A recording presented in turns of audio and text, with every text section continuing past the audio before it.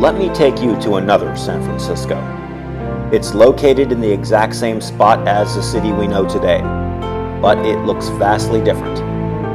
You'll recognize the natural topography of this place: Twin Peaks, Mount Davidson, Mount Sutro, Laguna Honda, Lake Merced, and the Pacific Ocean to the west. But the similarity stops there.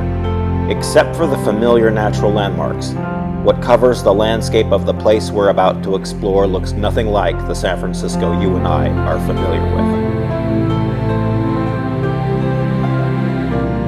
This is the story of a San Francisco that nearly was, and the strange but beautiful place that I'm about to describe is what the western slopes of Twin Peaks, all the way to the ocean, almost became. It was a century-old vision that was part of a plan expected to take 50 years to implement. The vision had formed in the mind of one of the greatest architects and city planners of the last century. His name was Daniel Hudson Burnham. Born in New York and raised in Chicago, Burnham was the chief architect of the Columbian Exposition, held in Chicago in 1893, to commemorate the 400th anniversary of the discovery of America by Columbus.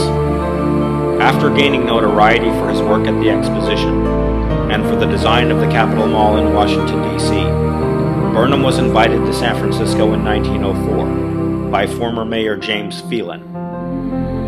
The task at hand was to transform San Francisco, with its newfound wealth, from the Barbary Coast into its rightful place in the world as the Paris of the Pacific. Burnham gladly accepted the invitation. In fact, he was so enthused at the prospect that he offered to work without compensation and only asked that his expenses be covered. He began working on his plan not here, but in the hill towns of Italy and Greece, studying the juxtaposition of streets, buildings, monuments, and parks in topographical settings similar to San Francisco's. When Burnham arrived in San Francisco, he brought with him his gifted assistant, Edward Bennett, and enlisted the help of local architect Willis Polk. He chose Twin Peaks as the best possible vantage point from which to study the layout of the city and create his plans. On this spot, Polk built for Burnham a simple wood cottage that would serve as his studio, office, and living quarters. The cottage faced east and provided a perfect view down Market Street and of the metropolis that sprawled to the north and south, bounded on the east by the shoreline of the bay. From the Twin Peaks location, enamored with the setting and enthralled with the view, Burnham worked out his plan for urban San Francisco. The city was to be organized by functional districts: the Civic Center, commercial, financial, residential, entertainment, and industrial areas, all separated but conveniently laid out, liberally spotted with parks, and connected by magnificent tree-lined boulevards. This, in brief, was Burnham's vision for San Francisco's city center as he looked east from his Twin Peaks vantage point.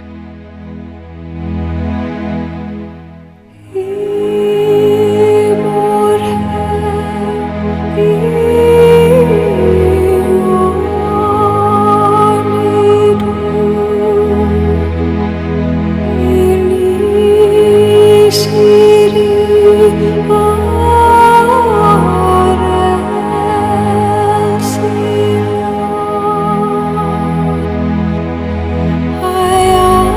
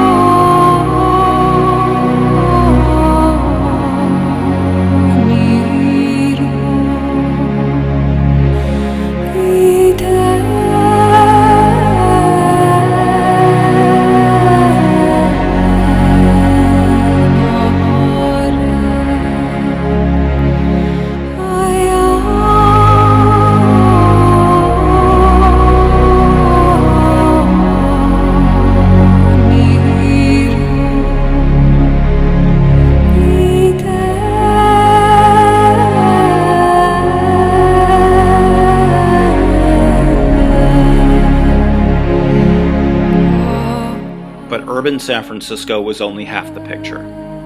As Burnham did an about-face and gazed to the west, his eyes beheld an entirely different view, and his creative mind altered the plan accordingly. Looking west, Burnham saw the glittering Pacific, blue on some days, gray on others.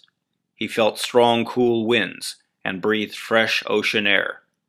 He witnessed magnificent yellow, orange, and red sunsets. He saw forest-covered hills and open countryside.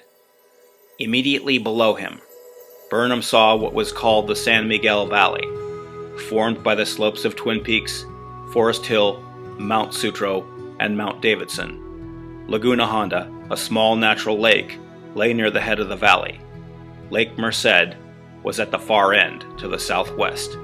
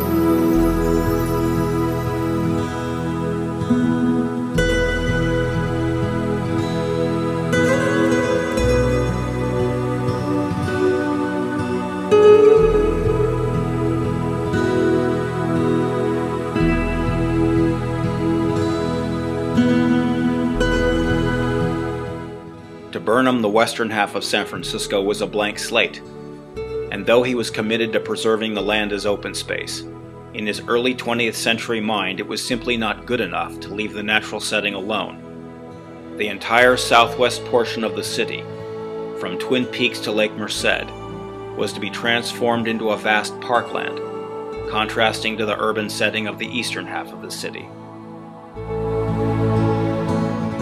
In his report on a plan for San Francisco dated 1905, Burnham wrote, "Twin Peaks and the property lying around it, extending as far as the Lake Merced country, should be acquired by the city for park purposes. This park area, which includes the hills that surround the San Miguel Valley and is terminated by Lake Merced, is a link in the chain of parks girdling the city. A new lake, to serve as a reservoir, should be created west of the peaks, at the head of this valley, and perhaps the water might be carried in cascades to Laguna Honda or even to Lake Merced."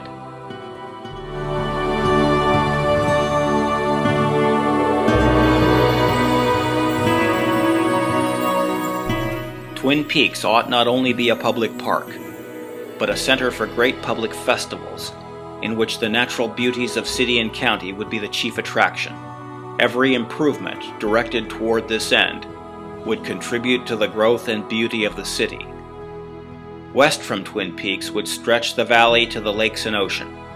Here there would already be the forests of planted trees, themselves characteristic of California, and in the bed of the valley, flowing up under the trees, into the glades, from terrace to terrace, and from hill to hill, masses of the most beautiful of California's fruits and flowers, some as permanent planting, some for festival purposes, and still others sheltered in delicate structures, accentuating the natural lay of the ground by terraces in which they are placed.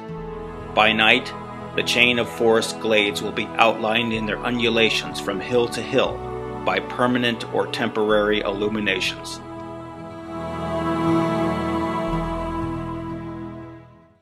On the western slopes of Twin Peaks, Burnham proposed to build an Athenaeum.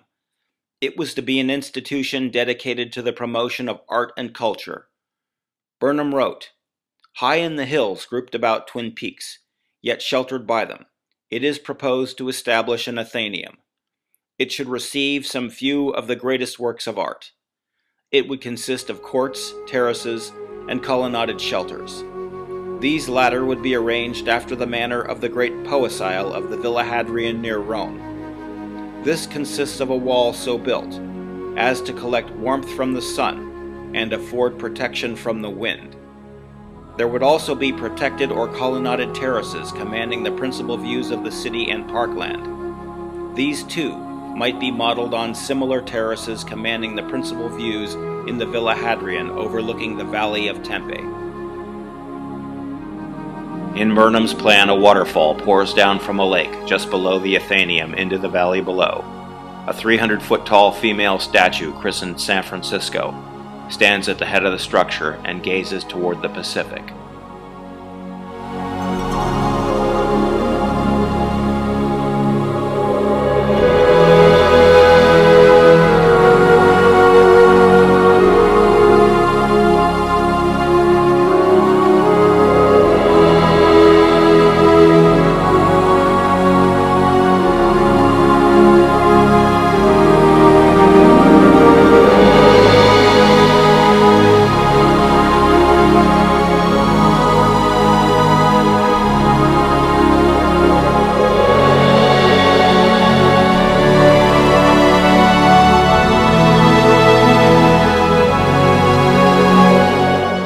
Built by the Roman Emperor Hadrian in 120 AD, his villa near Rome served as Burnham's inspiration for the Twin Peaks Athenaeum. It was decorated with elaborate statues, mosaics, and wall paintings, and had a commanding view over the valley below. The setting of Hadrian's villa was similar to that proposed for San Francisco's Athenaeum, overlooking the San Miguel Valley, with Mount Sutro to the west and the Marin headlands beyond.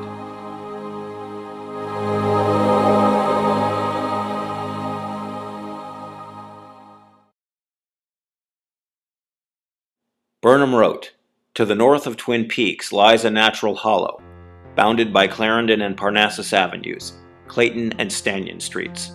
Here it is proposed to create an amphitheater, or stadium, of vast proportions. Natural slopes which might easily be converted into grass terraces, surrounded on three sides.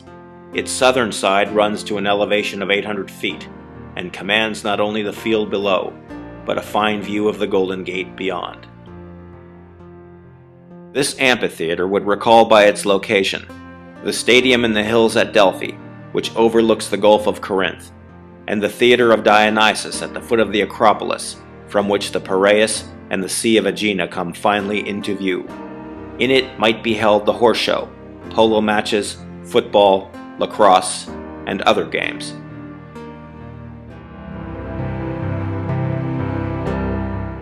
The setting of the Amphitheater of Dionysus in Athens bears a striking resemblance to that of San Francisco's Coal Valley. It lies in a hollow at the base of the Acropolis, just as Coal Valley lies in a hollow between the northern slopes of Mount Sutro and Twin Peaks. The Sea of Aegina, as viewed from the Amphitheater of Dionysus, is reminiscent of the Golden Gate, as viewed from Coal Valley, and the mountains visible beyond the city of Athens are analogous to the Marin headlands and Mount Tamalpais beyond San Francisco. It's a clear example of Burnham's genius to have recognized the similarities in geography between San Francisco and the great cities of antiquity.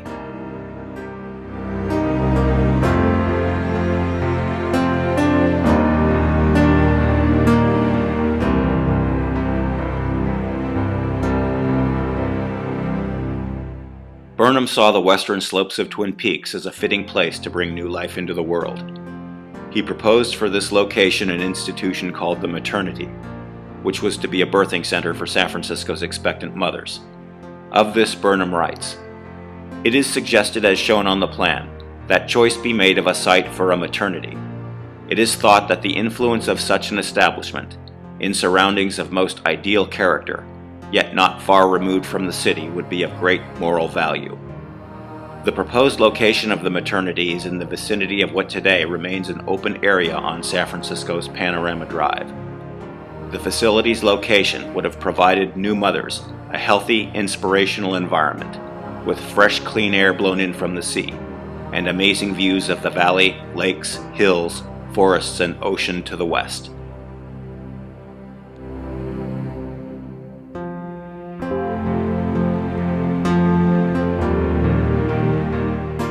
During the planning for the 1893 Columbian Exposition, a group of American painters, sculptors, and architects, including Burnham, discussed the idea of forming an American School of the Arts in Rome considered to be the cultural heart of Europe. The school was founded the following year in 1894 and still thrives to this day.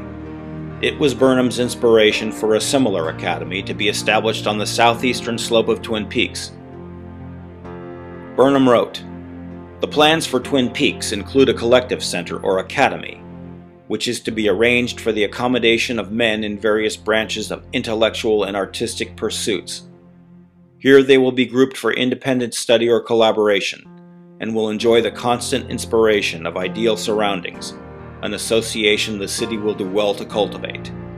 It will consist of, first, administrative headquarters, assembly, reception, lecture, and dining halls, together with the necessary services, and second, small structures fitted for special work or study, provided with living accommodations and connected with the central group by easy approaches.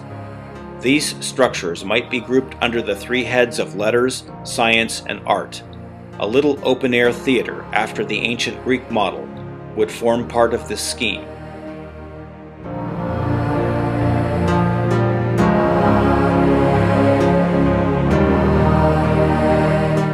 Burnham planned a huge waterfall cascading down the southern side of the hill on which Sutro Tower is now located. The water would then pool into a lake in the bowl of the valley, in the approximate location of today's Sutro Reservoir. A dam would have been built at the lake, allowing water to flow in a controlled manner into Laguna Honda Reservoir below it. Villas were to have been built on the shore of the lake, with an island in the middle. Burnham's completed plans and drawings were submitted to the city on September 27, 1905. They were accepted amid formal gatherings, fanfare, and speeches. Mayor Schmidt said, "On behalf of the citizens of San Francisco, it gives me great pleasure to accept these plans, and to state that in the future they shall forever be our guiding star, as far as the beauty of the city is concerned." The next day, the San Francisco Call ran full-page coverage of Burnham's work, along with enthusiastic descriptions of what the city would become.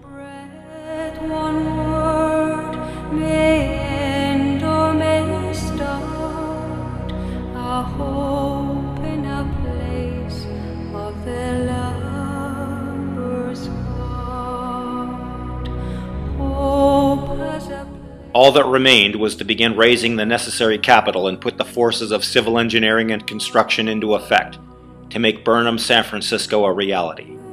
Concerns about the staggering cost were dismissed, with the reasoning that implementation of the plans would attract business, commerce, tourism, population growth, and wealth, allowing the undertaking to pay for itself over a relatively short period of time. But despite the confidence, enthusiasm, and support of the city's elite, skeptical voices soon began to make themselves heard. Concerns about the immense cost were raised again. Businessmen and property owners expressed opposition and resentment that eminent domain necessary to carry out the plans would claim what was rightfully theirs, creating economic upheaval and hardship. While the debate was still raging just over 6 months after the plans had been accepted, nature settled the argument. On April 18, 1906, a powerful earthquake literally shook the city to its foundations. The subsequent fire destroyed Burnham's original plans and drawings, which were stored at City Hall. Daniel Burnham's dream and vision for San Francisco, which had come so close to being realized, perished that day, and support for his plan was never resurrected.